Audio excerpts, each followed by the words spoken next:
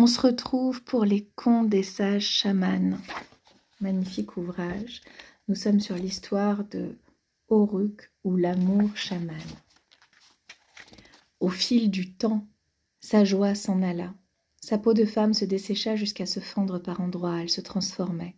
Elle n'était qu'une ombre dans le corps d'une créature. Les vaguelettes de cheveux, ses beaux cils, sa taille, ses pieds fins, tout s'en allait rejoindre son monde. Bientôt elle erra sur la glace en boitant. Elle devenait aveugle.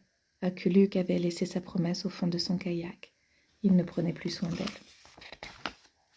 Il refusait qu'elle fasse selon son désir, il voulait la garder pour lui et son fils, même infirme, presque morte. Il avait repris ses habitudes de solitaire et passait tout son temps à la chasse. Uruk aimait tendrement sa mère, il souffrait pour elle. Il aurait tout fait pour qu'elle vive. Il pria les esprits de l'eau comme elle lui avait appris à le faire. Il pria Kanakapfaluk, la mère des animaux. Il inventa des chants d'appel pour les baleines. Il imaginait de grands saumons venus sermonner son père et résoudre une énigme qu'il ne comprenait pas.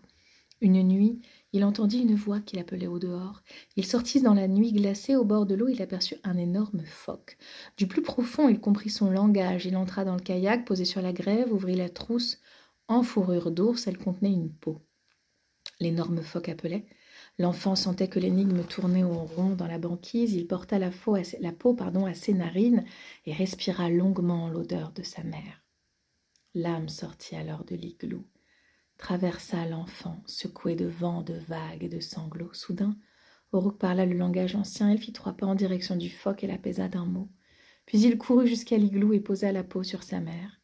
Elle ouvrit les yeux en murmurant des prières de gratitude à Kanakapfaluk. Son fils était sain et sauf et elle avait encore un souffle de vie. L'enfant avait compris. Les yeux pleins de larmes, il aida sa mère à se vêtir. Il fit ce que le père n'avait su faire, lui rendre sa peau et son monde. Ce qui devait être un déchirant baiser d'adieu se changea en un souffle inspiré par Scylla, le dieu de l'univers.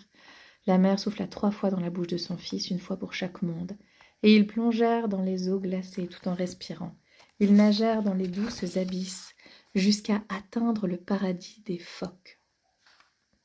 La suite et la fin au prochain épisode.